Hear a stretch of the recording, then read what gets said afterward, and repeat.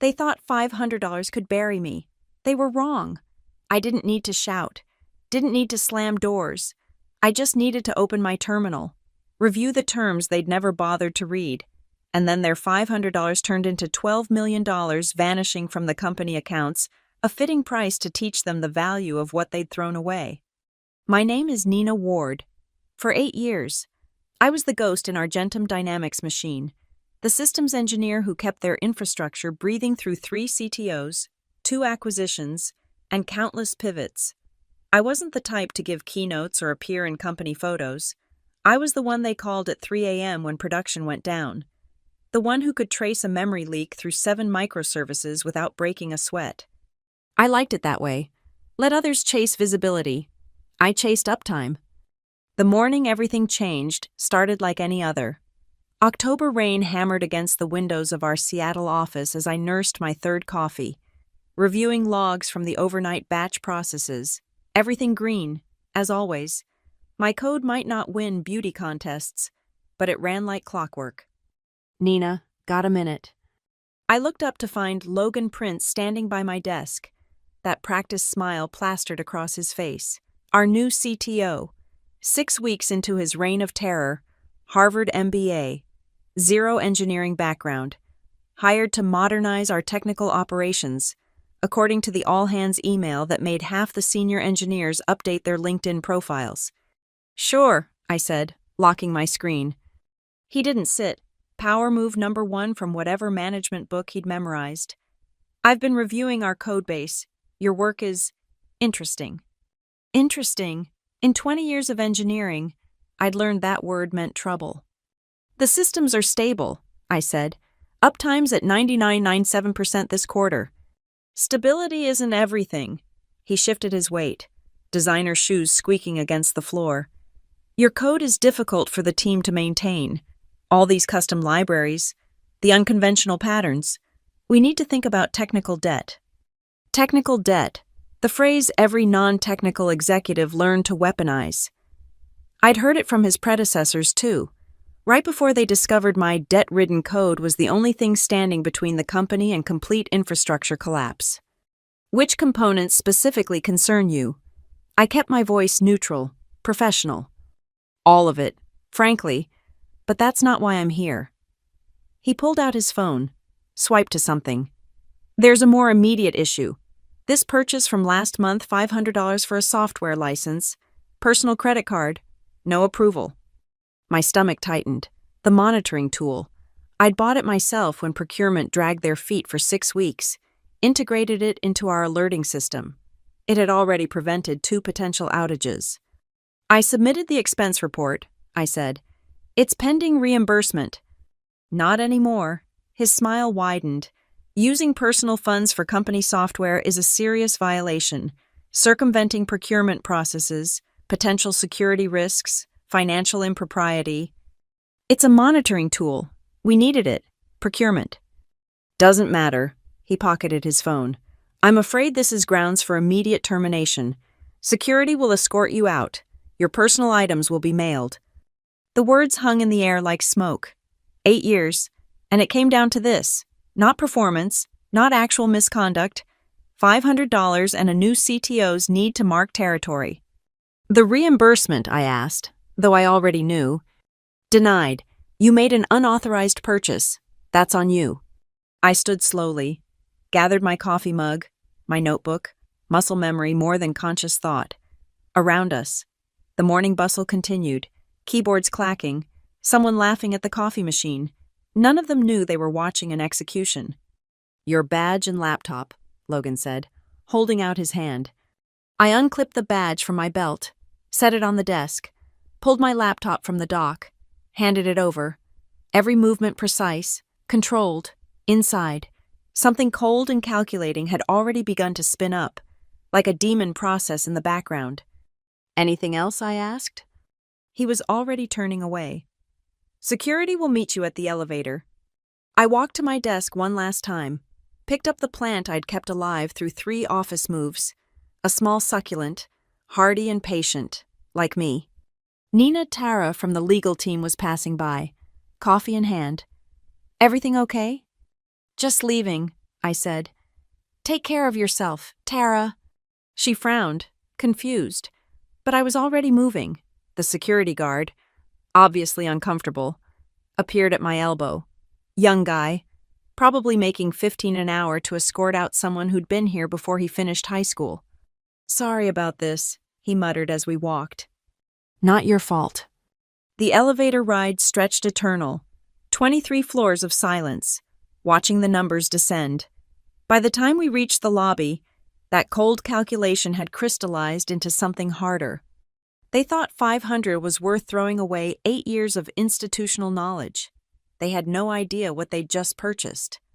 Outside, Seattle's rain had softened to mist. I stood on the sidewalk, plant tucked under my arm, and pulled out my phone. Scrolled through contacts until I found the name I needed. Tara Chen. Different Tara, my law school friend who'd specialized in intellectual property. Hey, stranger? She answered on the second ring. Long time. Got time for coffee? I asked. I need to discuss some licensing issues. Sounds serious. Everything okay? I looked back at Argentum's glass tower, its logo gleaming despite the gray day. It will be. The coffee shop Tara suggested was one of those aggressively hip places with exposed brick and furniture that looked salvaged from a defunct factory. She was already there when I arrived, sharp as ever in a charcoal suit that probably cost more than my monthly mortgage payment. You look like someone kicked your dog, she said as I sat down. Close. Got fired this morning. Her eyebrows shot up. Argentum finally imploded. New CTO decided to make an example over a $500 expense report. Jesus, after how long? 8 years. She whistled low. Wrongful termination. At will state. They can fire me for wearing the wrong color socks if they want. I wrapped my hands around the coffee cup, absorbing its warmth. But that's not why I called you. I pulled out my personal laptop, logged into my GitHub account, pulled up repository after repository, each time-stamped, each with carefully documented commit histories. These are libraries I developed, I said.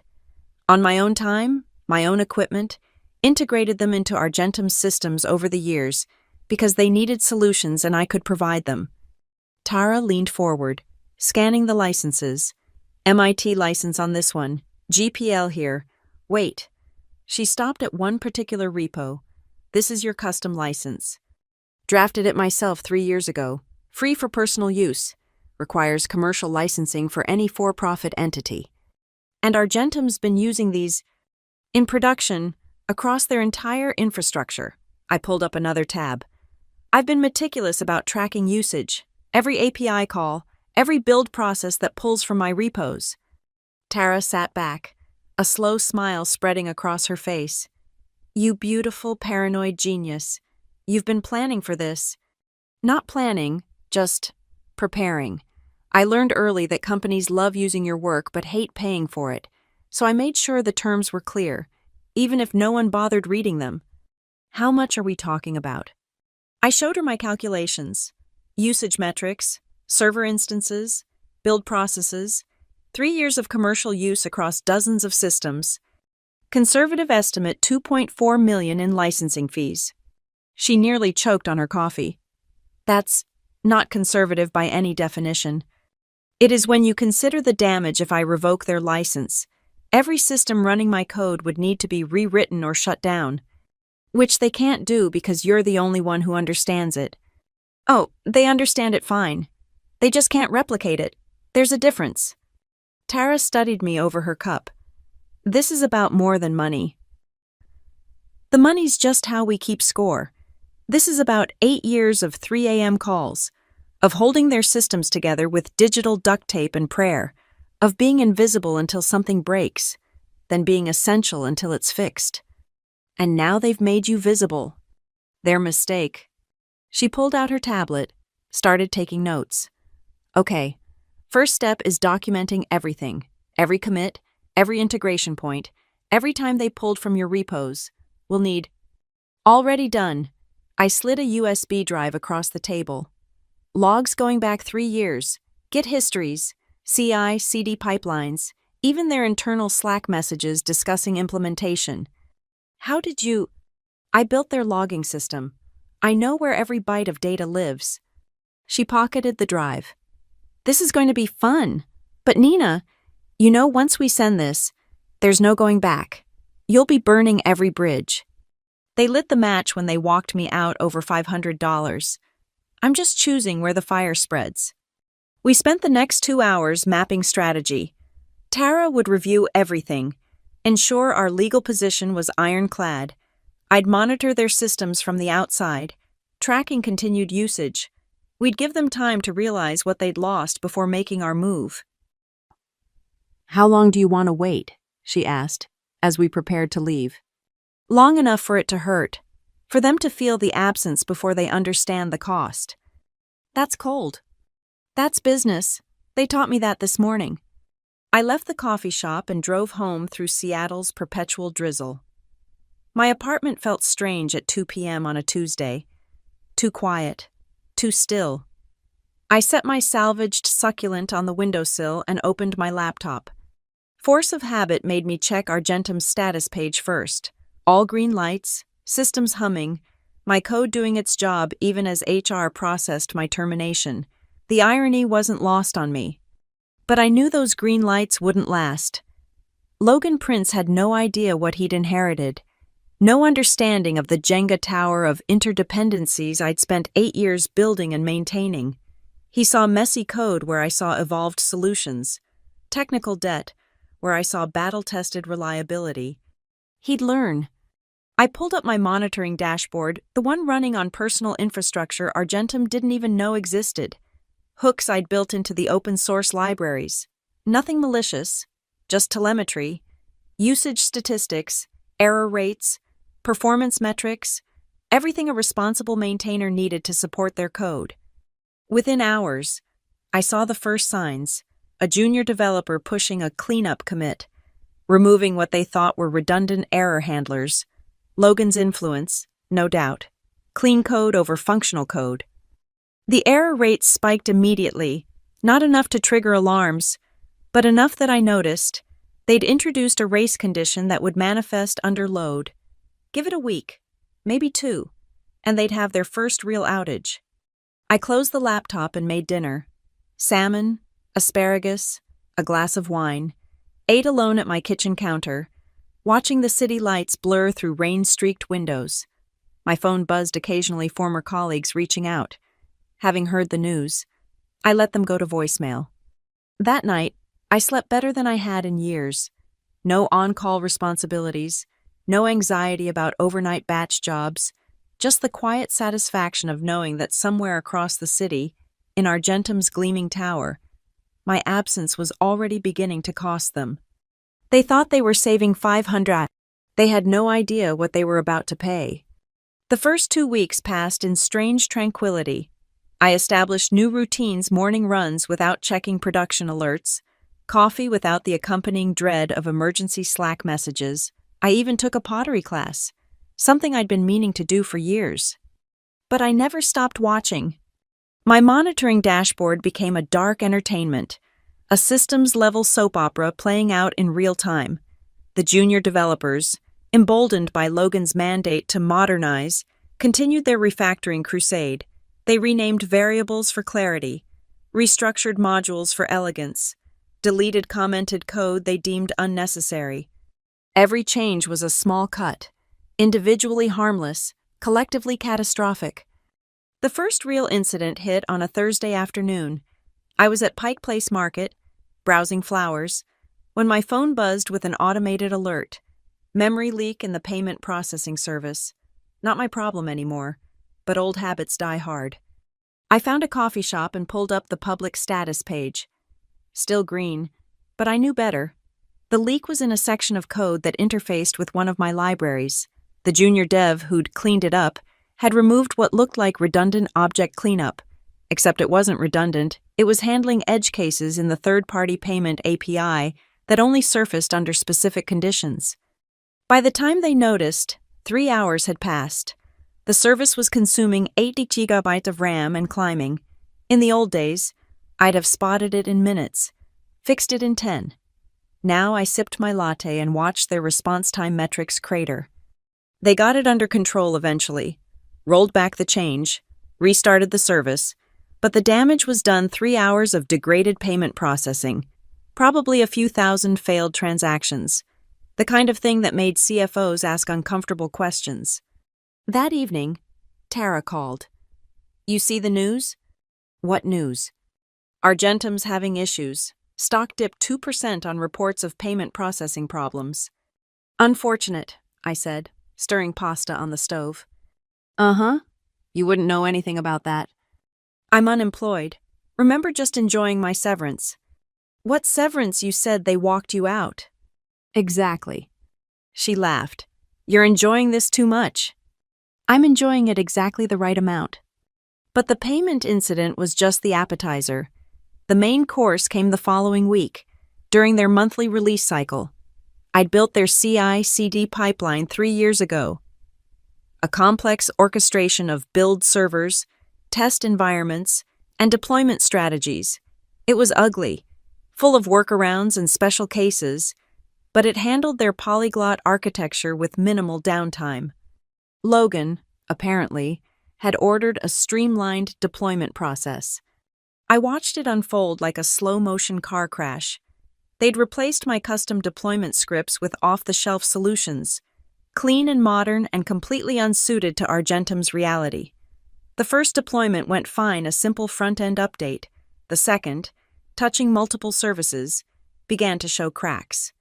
Service A deployed successfully, but expected Service B's new API, which was still deploying. Service B couldn't start because Service C's database migrations hadn't completed. Service C was waiting for Service A to release a lock. Circular dependency, deadlock, the entire platform grinding to a halt. In my apartment, I poured a glass of wine and pulled up my camping chair on the balcony. Seattle's skyline glittered in the distance. Argentum's tower lit up like a beacon.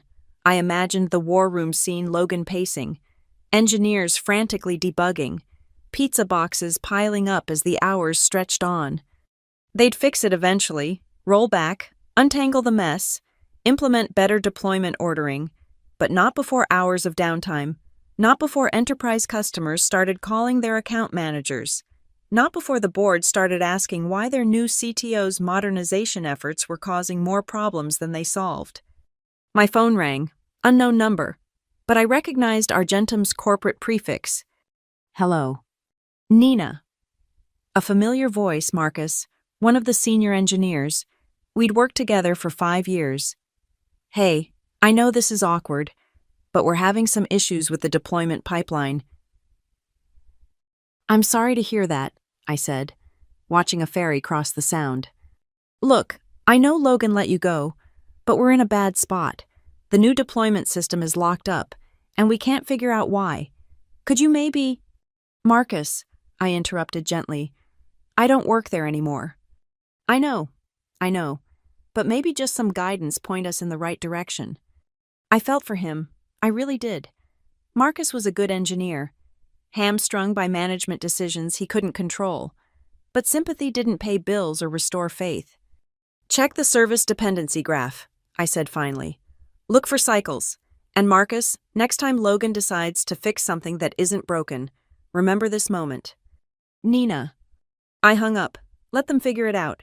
I'd given them more help than they deserved. By morning, they'd resolved the deployment crisis, but the damage was spreading. Tech blogs picked up the story. Argentum Dynamics suffers second major outage in 2 weeks. The stock price dipped another %. LinkedIn lit up with recruiters sensing blood in the water, circling Argentum's talent pool. Tara called that afternoon. "I've finished reviewing your documentation. This is airtight. Your licenses are clear. Their usage is documented.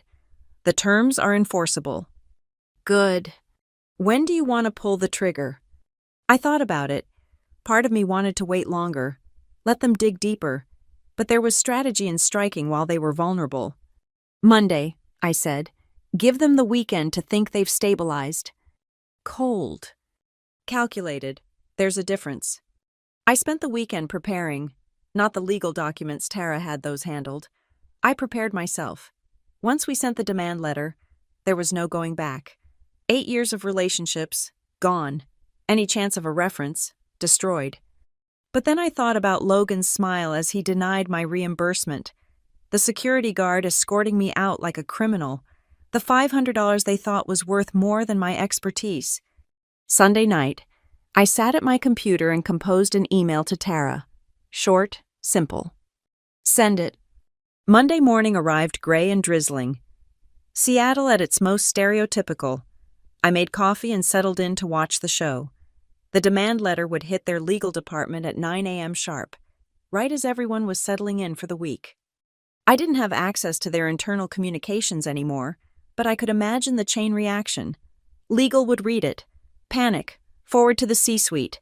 Logan would dismiss it as frivolous until someone technical reviewed the claims. Then the real panic would begin as they realized how deeply my code was embedded in their infrastructure. At 10:47 a.m., my phone rang. Argentum's corporate number again. Hello.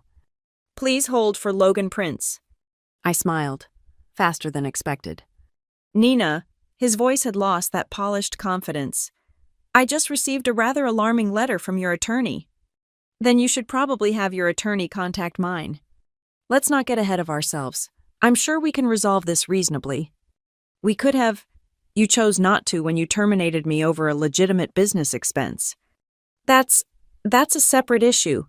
This claim for $2.4 million is based on 3 years of documented commercial use of my proprietary code. The licensing terms are clear. You developed that code while employed by us. On my personal time, using my personal equipment, explicitly retaining ownership. Would you like me to forward the email where your predecessor acknowledged this arrangement? Silence. I could practically hear him grinding his teeth. This is extortion, he said finally. This is contract law. You've been using my software commercially without a license. The invoice reflects usage to date. Of course, if you'd prefer to cease using my code immediately. You know we can't do that. Then I suggest you have your legal team review the licensing terms and prepare payment. Nina, be reasonable. The company can't just write a check for $2 million. Should have thought of that before you saved $500 on my reimbursement. I hung up. The rest of the morning was quiet.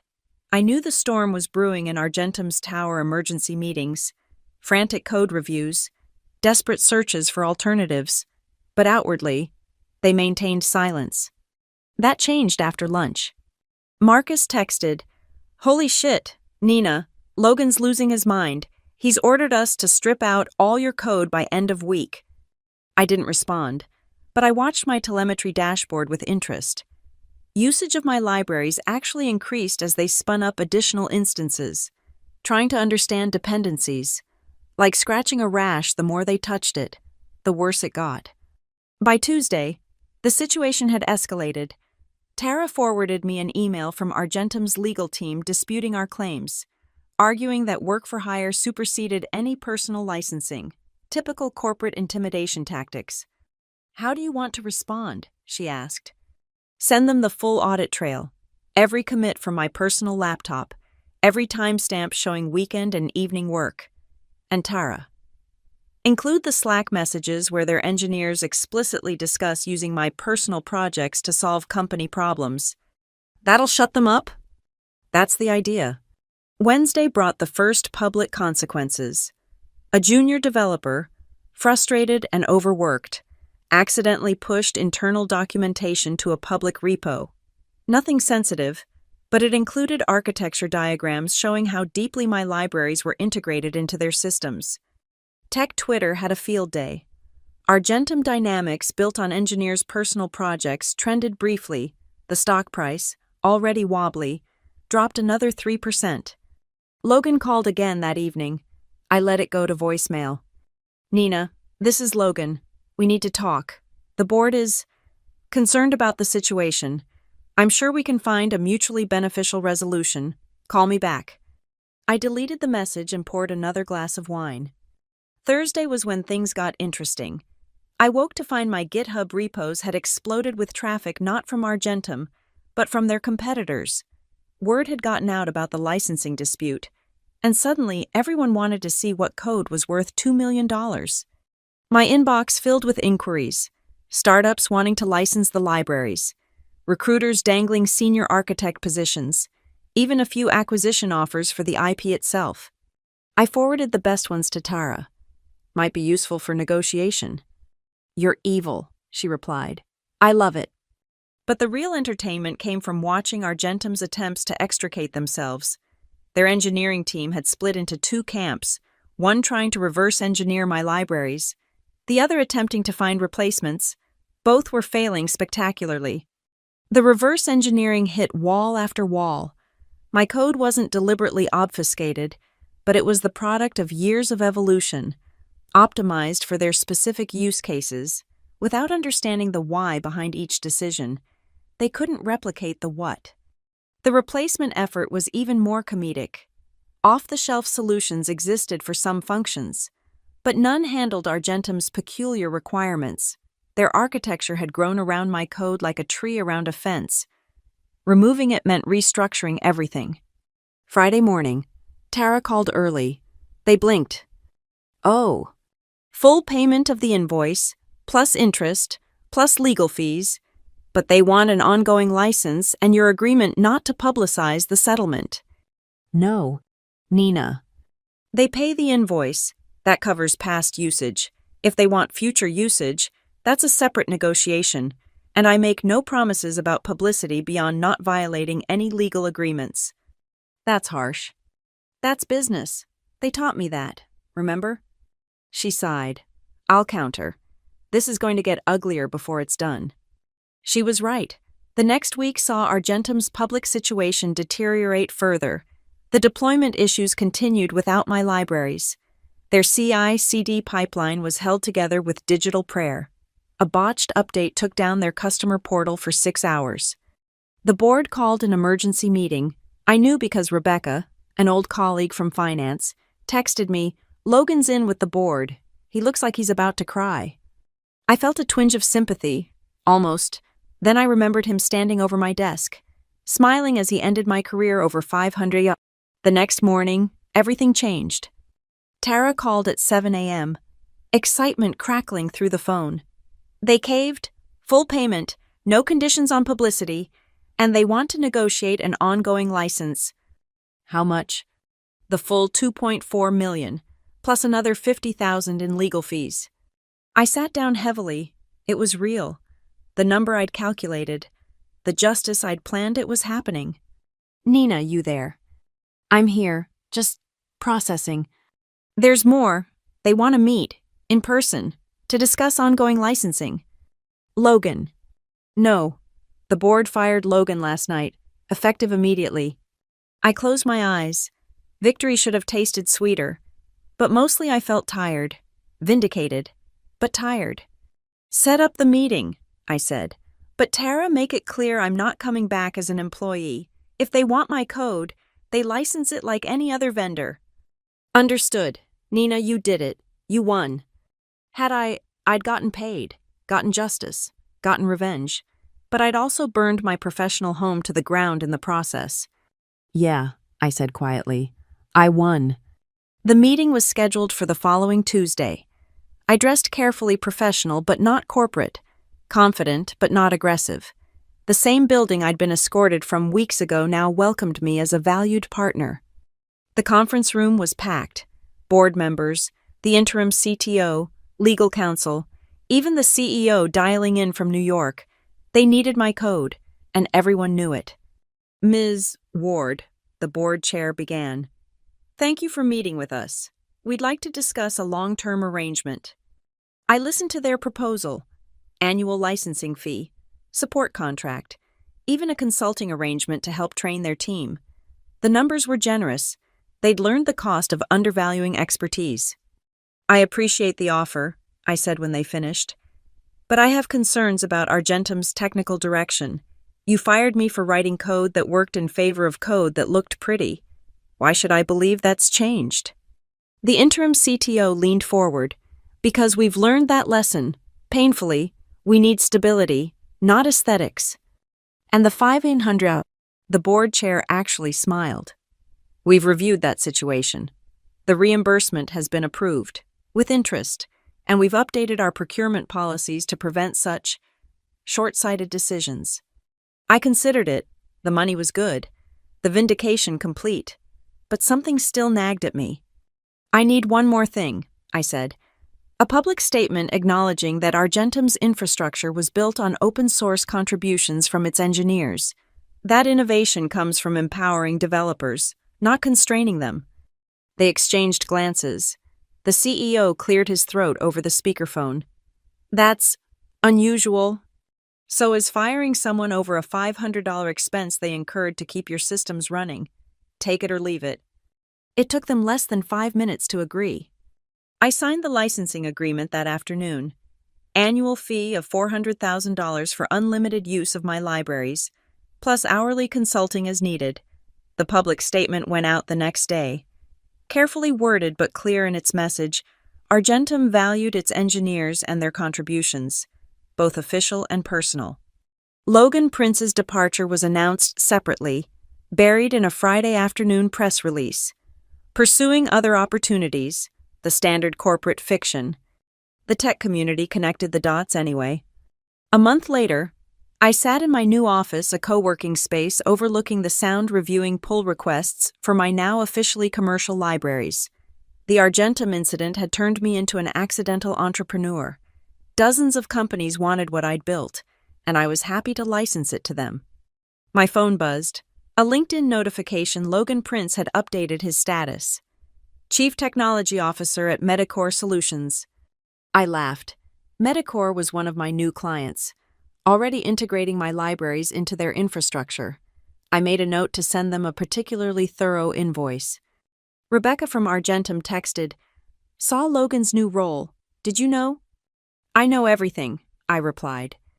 Evil. Prepared. There's a difference. I turned back to my code, clean and functional and valued at exactly what it was worth. Outside, Seattle's rain had broken, sun streaming through the clouds. My succulent thrived on the windowsill, patient and resilient as ever. They'd thought $500 could bury me. Instead, it had set me free. 2 years have passed since that morning in Logan's office. Argentum Dynamics remains a client. One of my best, actually. Their new CTO promoted from within. Someone who understands code over cosmetics sends me holiday cards. We've developed an excellent working relationship built on mutual respect and clearly defined contracts.